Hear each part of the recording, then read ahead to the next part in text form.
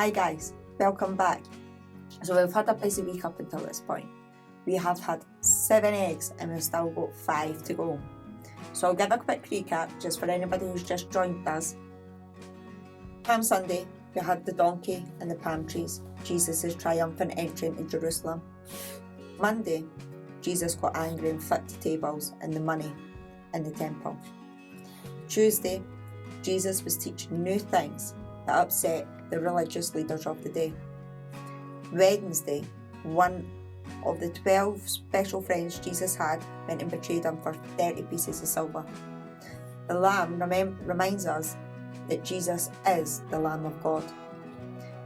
Thursday, we have the Last Supper, the last meal Jesus ever shared with his friends, and the olives from when Jesus went to the Garden of Olives for to pray with his friends. Today, we are on Good Friday. Let's see what Good Friday is all about. We've got 3 eggs to go through. We'll open egg number 8 and see what we find inside.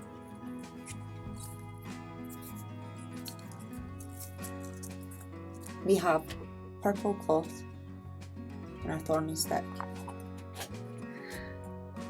The purple cloth, the soldiers that arrested Jesus the night before put this on Jesus and mocked him for being the King of the Jews. The thorny stick represents the crown of thorns that they placed on Jesus' head, and they pushed these thorns into Jesus' head. Could you imagine the pain? I'm looking at it and I've jagged my finger on it a few times and it is sore. So I can only imagine what the pain must have been like for Jesus. But he never stopped any of it. He allowed it to happen. I'm going to open the egg number 9. Here we have a cross and nails. And after they had mocked Jesus for being the King of the Jews and placed the crown on his head, they took Jesus to another trial. At this trial, the people who once shouted him in and honoured him as king, back here, they were now shouting, "Crucify him." The people had turned on Jesus, and the religious leaders who wanted the people to follow them again were happy again, because they thought they were making the plan with Jesus' friend Judas to get Jesus arrested. And they all thought it was going to their plan. But they didn't know God had a bigger plan.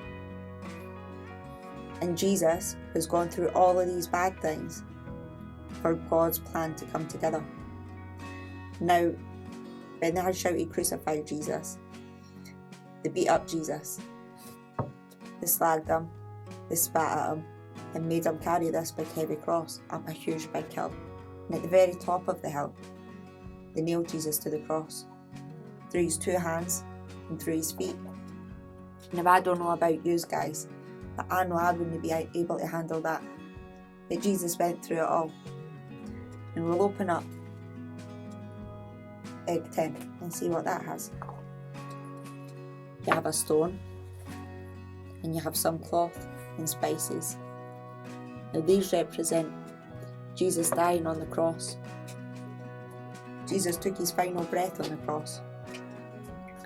And his friends got his body down and wrapped him up in a cloth and spices, because that was the way that they got buried back in these days. They didn't get buried the way that we get buried, by going into a coffin or by getting cremated.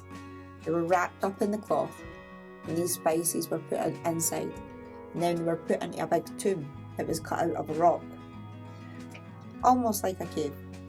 And this big stone, I know this is a small one, but it was a really big one back then, got rolled in front of the tomb entrance, so no one could get in and no one could get out, and guards were put in place so that no one could come to the tomb.